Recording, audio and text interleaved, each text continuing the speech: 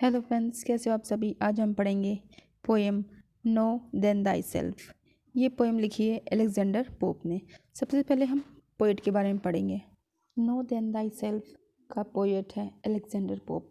Alexander pope ने बहुत सारे पोएम्स लिखी है। वो 18th सेंचुरी का एक पोएट था। He was born in Roman Catholic family. ये रोमन कैथलिक फैमिली में उसका जन्म हुआ था। उसकी एजुकेशन घर पर ही हुई थी। He was a famous satirist, यानी वो एक व्यंग की तरह पोएम्स लिखता था किसी खासतौर से समाज के ऊपर। और उन्होंने एक पोएम लिखी है the rape of the lock, यानी कि लॉक क्या होता है, जो लटा होती है, जो औरतें जो साइड में जो निकालती हैं उसे लॉक कहा जाता है। उसके ऊपर उन्होंने एक बहुत लंबी पोएम लिखी है। He followed the rules framed by the Greek and ancient Romans. और उन्होंने ग्रीक और एंशियंट रोमन राइटर्स थे उनको फॉलो किया था। रोमन और ग्रीक राइटर्स कौन है, जैसे एरिस्टोटल है, प्लूटो है, इनको फॉलो करके इन्होंने सभी रूल्स फॉलो किए और इस तरह से वो पोएम लिखता था। वो एक फिलोसॉफिकल पोएम भी लिखते थे। सो फ्रेंड्स, अब हम पोएम के बारे में देखते हैं। पोएम ये एन एसे ऑन मैन। इस बड़ी पोएम में से ये कुछ लाइनें ली गई हैं, अबाउट 18 लाइन्स ली गई हैं और ये पोप के द्वारा लिखी गई है। ये उन्होंने अपने फ्रेंड्स के कहने पर ये लिखी है। अपना फ्रेंड कौन था उनका, लॉर्ड बॉयलिंग ब्रोक। इनके कहने पर ये पोएम लिखी गई है। This poem has 4 parts. इसमें 4 पार्ट्स हैं। This extract has been taken from a beginning of the second part. और जो एन एसे ऑन मैन है उसका जो सेकेंड पार्ट है उसकी जो शुरुआती लाइन्स है वो ली गई है। The poet advise man that he should only study himself. वो कहता है कि जो ह्यूमन बीइंग है, जो इंसान है, उसे अपनी खुद की स्टडी करनी चाहिए, ना कि अदर थिंग्स या गॉड के बारे में स्टडी नहीं करनी चाहिए। और यहाँ तक कि जो इंसानियत के बारे में अगर स्टडी करनी है तो वो अपने आप के बारे में या ह्यूमन की स्टडी करे, तभी इंसानियत के बारे में वो स्टडी कर पाएगा। He should not try to understand the way of God. मतलब उसे गॉड के तरीक़ों को समझने की कोशिश नहीं करनी चाहिए। पोएट कहता है कि जो मनुष्य है उसकी हालत बहुत दुखद है इस संसार में। वो गलतियों का पुतला है। वो दूसरी चीज़ों में इंटरफेयर करने के बजाय वो अपने आप को सर्च करे और अपने आप को जानने की कोशिश करे। अगर हम पोएम के बारे में देखते हैं, यहाँ हम स्टैंजा की पहली लाइन पढ़ते हैं। Know then thyself presume not God to scan. इसमें ये कहा गया है कि इंसान को भगवान के बारे में जांचने के बजाय वो स्वयं को जाने, वो ज़्यादा बेहतर है। नेक्स्ट लाइन देखते हैं। The proper study of Mankind is man. कि इंसान को, मनुष्य को मानवता जाति के बारे में पढ़ने के लिए उसे स्वयं को जानना ज़रूरी है। नेक्स्ट लाइन देखते हैं। Placed on this isthmus of a middle state. कि मनुष्य जो है वो एक स्ट्यूमस की तरह है। स्ट्यूमस क्या होता है, जब दो बड़े ज़मीन के टुकड़े को एक छोटी ज़मीन के टुकड़ा जोड़ता है उसे स्ट्यूमस कहा जाता है। उसी प्रकार मनुष्य भी एक स्ट्यूमस की तरह उसकी तुलना की गई कि भगवान को और जानवरों के बीच में ये 2 बड़े लैंड के टुकड़े हैं, मनुष्य और जानवर, और उसके बीच में ये छोटा सा एक मनुष्य जाति है जो इन दोनों को आपस में जोड़ता है। नेक्स्ट लाइन देखते हैं। A being darkly wise and rudely great. इसमें कहा गया है कि जो मनुष्य है वो समझदार है परंतु वो कई बार अभद्र व्यवहार करता है, उससे नासमझी जैसा व्यवहार कर लेता है। आगे पढ़ते हैं। With too much knowledge for a sceptic side, with too much weakness for a stoic pride. इन 2 लाइन्स में पोएट ने कहा है कि मनुष्य के पास नॉलेज तो है पर वो कई बार अभद्र व्यवहार करता है, नासमझी जैसा व्यवहार करता है। वो कहता है इतना कमज़ोर भी नहीं है पर वो अपने दुख दर्द से दूसरे को इतना दुखी दिखाएगा कि वो पता नहीं कितने गम में डूबा हुआ है। स्टैंजा 2 देखते हैं। He hangs between in doubts to act or to rest. जो मनुष्य है वो दुविधा में फंसा रहता है कि वो करे या ना करे, किसी काम पर कोई एक्शन करे या ना करे, या फिर वो रेस्ट करे, हमेशा इस दुविधा में फंसा रहता है। नेक्स्ट लाइन देखेंगे। In doubt to deem himself a God or a beast. वो अपने आप को भगवान समझे या जानवर समझे। गॉड तो आप सब जानते हैं, भगवान, और बीस्ट मतलब जानवर। इन दोनों के बीच में वो एक लिंक है, एक 2 संसारों के बीच में ये लिंक है और वो ये नहीं समझ पाता है कि वो इन दोनों की तरह दिनों में से किस प्रकार का व्यवहार करे। उसे समझदारी दिखानी चाहिए पर वो कई बार जानवर की तरह व्यवहार करता है। कई बार वो अपनी अधिक बड़ाई कर लेता है कि वो अपने आप को भगवान समझने लगता है। नेक्स्ट लाइन देखते हैं, इन डाउट हिज माइंड और बॉडी टू प्रेफर। वो किस चीज़ को ज़्यादा प्रेफर दे, हमेशा इस डाउट में फंसा रहता है, या तो माइंड को या बॉडी को। वो अपने शरीर की ज़्यादा देखभाल करे या अपने दिमाग को तेज़ करे, इस दोनों के बीच में वो हमेशा फंसा रहता है। नेक्स्ट लाइन देखते हैं, बॉर्न बट टू डाई, यानी कि मनुष्य का जन्म मरने के लिए हुआ है। And reasoning but to error, यानी कि वो हमेशा गलती करता रहता है और वो अपने आप को रीज़न करता रहता है। अलाइक इन इग्नोरेंस, और इन गलतियों को इग्नोर कर देता है वो कि उसने क्या गलतियाँ की हैं। His reason such whether he thinks too little or too much. कई बार मनुष्य किसी चीज़ के पीछे उसका दिमाग इतना ख़राब हो जाता है कि वो एक चीज़ के बारे में सोचता रहता है, और कई बार इतनी बड़ी गलती कर देता है और वो इग्नोर कर देता है, उसको इग्नोरेंस कर देता है कि उसने क्या किया है। तो इसके बीच में मनुष्य हमेशा फंसा रहता है कि उसे करना क्या है और क्या नहीं करना है, to act or to rest.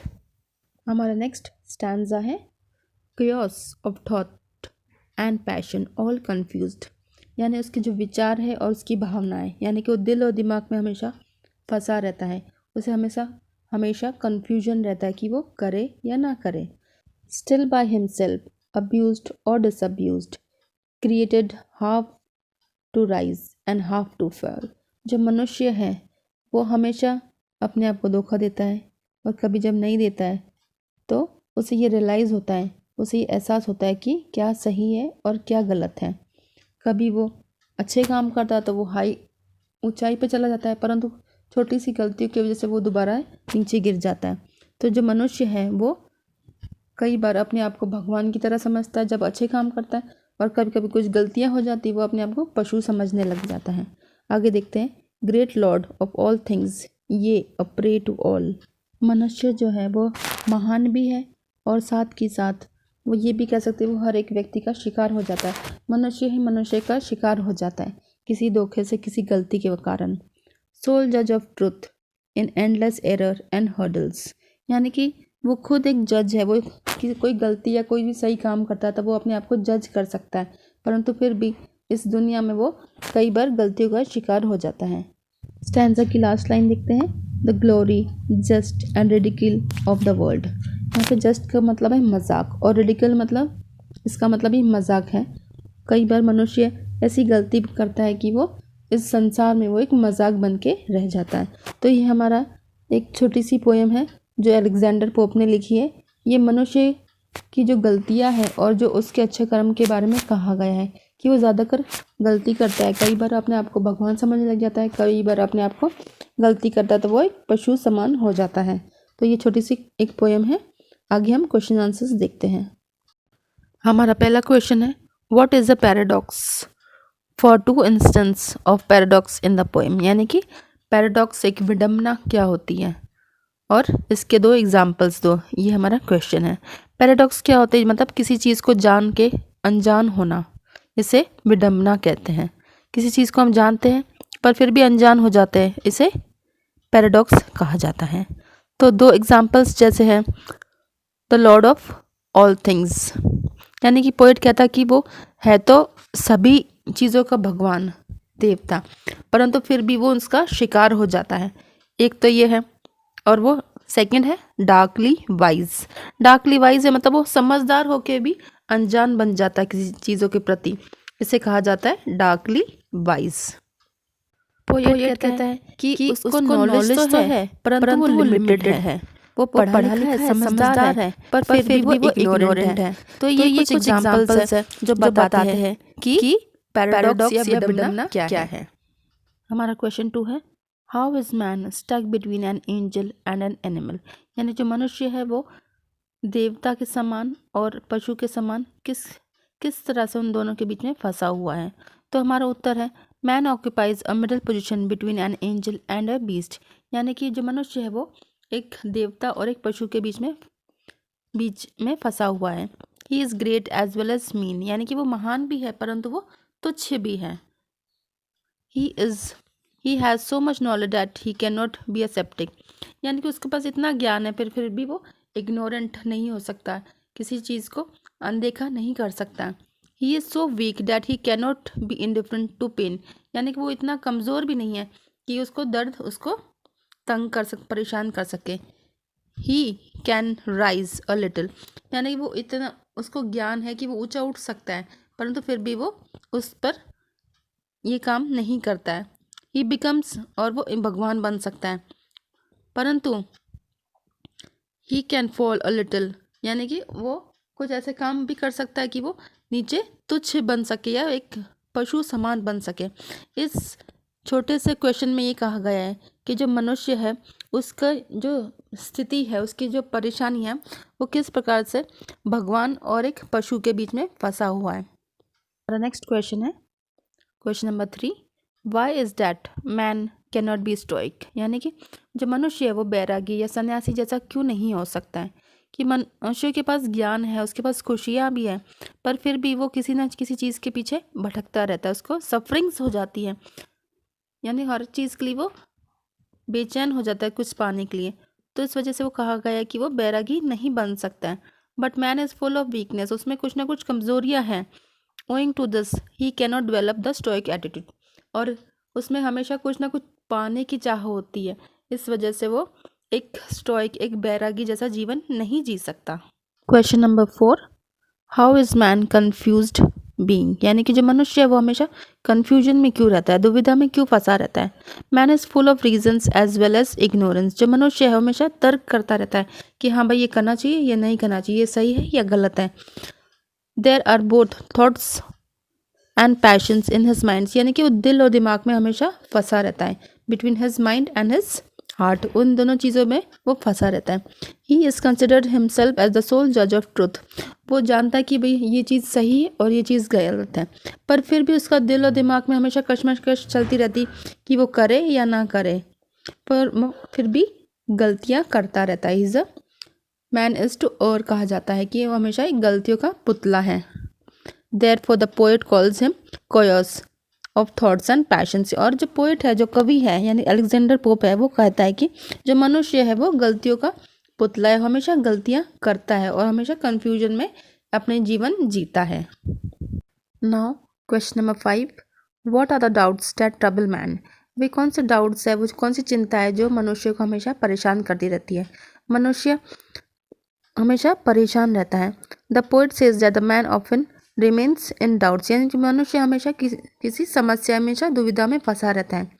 He cannot decide whether he should act or to take rest, यानी कि वो किसी चीज़ पे कोई कार्य करे या कोई आराम करे। तो इस तरह से कहा गया है कि मनुष्य हमेशा दुविधा में फंसा रहता है, ना तो वो भगवान बन सकता है, ना वो पशु बन सकता है, इन दोनों के बीच में वो हमेशा फंसा रहता है। ही cannot decide whether he should prefer his body और इंटेलेक्ट, यानी कि वो ये सोचता है कि मैं अपने दिमाग की मानूँ या अपने दिल की मानूँ। ये चीज़ें भी उसे कन्फ्यूजन में लेके आती है।